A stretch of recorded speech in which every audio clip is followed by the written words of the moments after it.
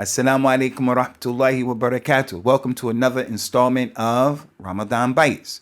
Today, brothers and sisters, is a very important topic, and I want you to take it seriously.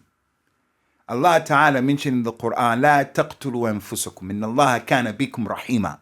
Do not kill yourselves. Allah was forever merciful towards you.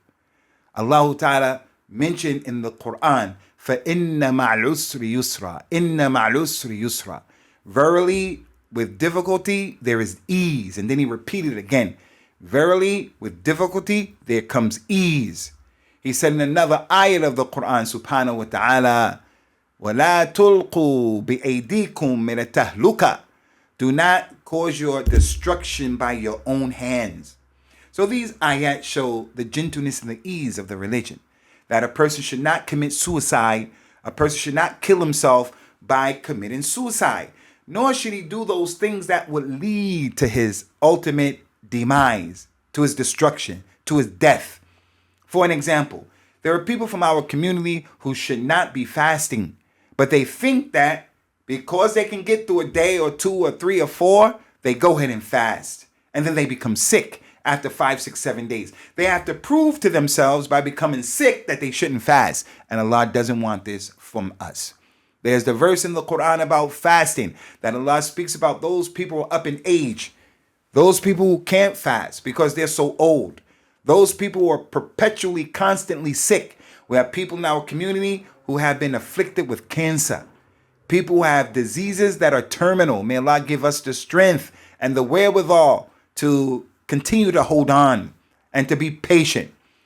As it relates to those people, there is a verse of the Quran. Those verses in Surah Al-Baqarah that deal with fasting, Allah Ta'ala said, وَعَلَى الَّذِينَ يُطِيقُونَهُ فِدْيَةٌ طَعَامُ مِسْكِينٍ.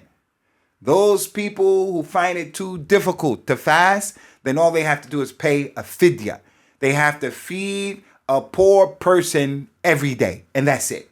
So if you have a mother, father, grandmother, grandfather, an elderly uncle, anyone who is old, 80, 85, 75, he's old, fasting will make them sick. Fasting will cause their sickness to be delayed in terms of getting well. Then you don't have to fast. Someone who has a migraine headache doesn't have to try to fast to see if he can get through the day.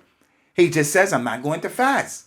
He can make that day up later on. As Allah Ta'ala mentioned in those ayat, فَمَنْ كَانَ مِنْكُمْ مَرِيضًا أَوْ عَلَى سَفَرٍ فَعِدَّةٌ مِنْ أَيَامٍ أُخَرٍ. Those people who are sick, you can make the day up later on.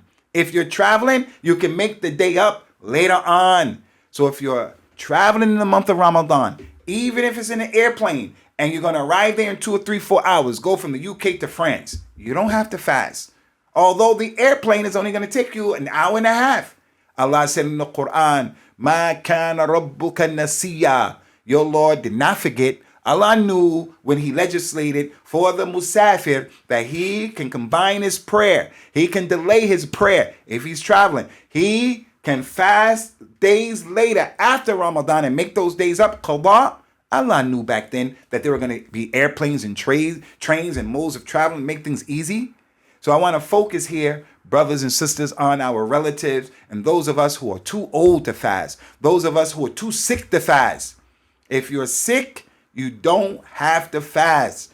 You have a real bad toothache, a wisdom tooth giving you problem, you got your tooth pulled out and you're suffering. Allah doesn't want you to suffer with a toothache and then at the same time compound that with fasting.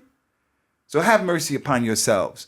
The hadith said, Irham men fil ard, yarhamkum men fis sama. Have mercy upon the ones who are in the earth, and the one who is in the heaven will have mercy upon you. Meaning Allah, have mercy upon yourselves. Assalamu alaikum wa rahmatullahi wa barakatuh.